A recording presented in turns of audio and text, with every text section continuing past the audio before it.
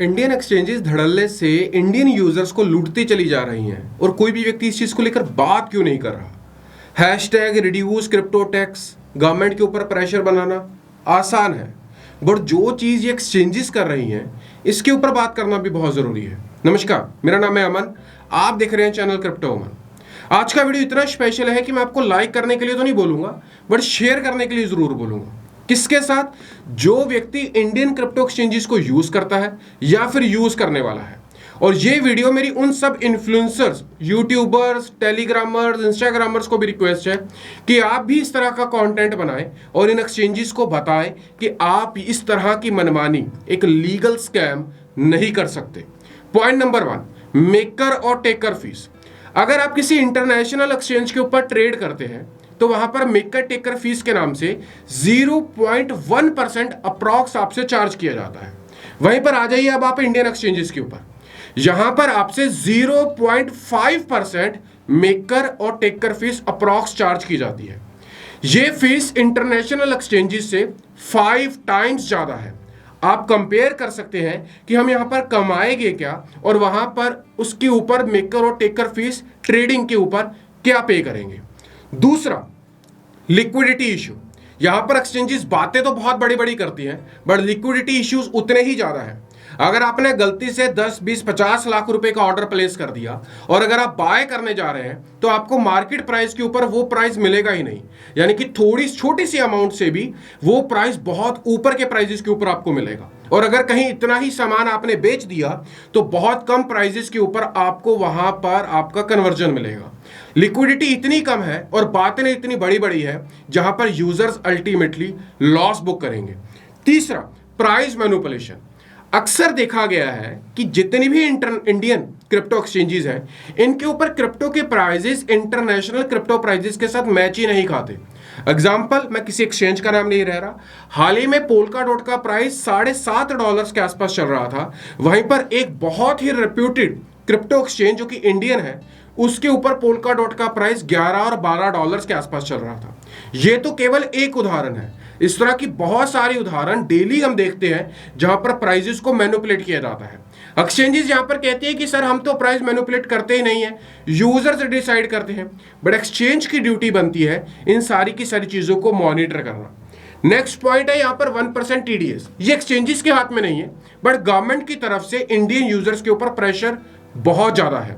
हर trade के ऊपर 1% TDS पे करना पॉसिबल नहीं है। और जो 5वां पॉइंट है वो भी इसी से जुड़ा हुआ है कि अगर आपने किसी भी ट्रेड में प्रॉफिट बनाया तो उसके ऊपर आपको 30% फ्लैट टैक्स यहां पर भरना होगा।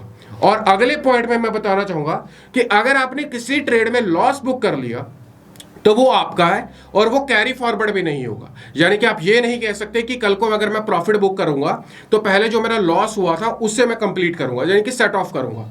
किसी भी प्रकार का लॉस कैरी फॉरवर्ड होगा ही नहीं। तीनों पॉइंट्स, 1% टीडीएस, 30% टैक्स और यहां पर जो लॉस आपका सेट ऑफ नहीं होगा, कहीं ना कहीं इंडियन क्रिप्टो मार्केट को खत्म कर देगा। अगला पॉइंट यहां पर जो है वो मेरा बहुत इंपॉर्टेंट है, क्रिप्टो विड्रॉल सस्पेंशन। यहां पर बहुत सारी एक्सचेंजेस हैं जो आपको आपके क्रिप्टो का विड्रॉल ही नहीं देती है। कैसे? अगर आपने इन एक्सचेंजेस के ऊपर इथेरियम को डिपॉजिट किया या फिर आईएनआर से यहां पर किसी क्रिप्टो को बाय कर लिया, एग्जांपल इथेरियम ले लेते हैं, आप दोनों ही कंडीशंस में इथेरियम का विड्रॉल नहीं ले सकते। इथेरियम को किसी और एक्सचेंज के ऊपर ट्रांसफर करना, अपने सेंट्रलाइज, डिसेंट्रलाइज हार्डवेयर वॉलेट में ट्रांसफर करना नहीं कर सकते, जो कि मैं मानता हूं कि ये एक अनएथिकल प्रैक्टिस है। अगर आप यहां पर विड्रॉल लेना चाहते हैं तो इथेरियम को बेचे और तब आप अपना यहां पर विड्रॉल ले सकते हैं, वो भी अपने बैंक अकाउंट में। और अगला पॉइंट क्या है? क्रिप्टो विड्रॉल्स के सस्पेंशन, यहां पर डिले।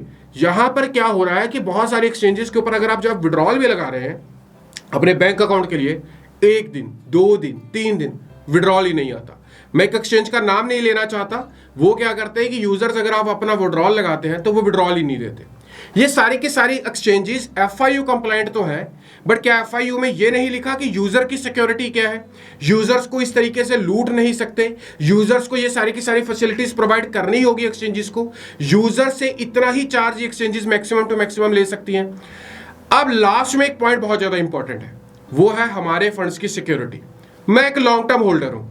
अब लॉन्ग टर्म होल्डर हूं तो मुझे अपना फंड इन एक्सचेंजेस के ऊपर ही रखना होगा, क्योंकि विड्रॉल तो मैं ले ही नहीं सकता।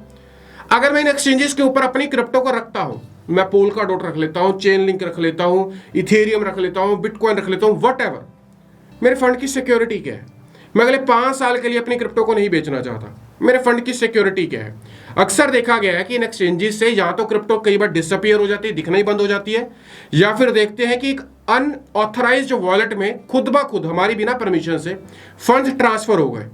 उस कंडीशन में भाई कौन आंसर करेगा? पूरी की पूरी एफआईयू कंप्लेंट तो बन गई है, बट यूजर सिक्योरिटी का क्या होगा?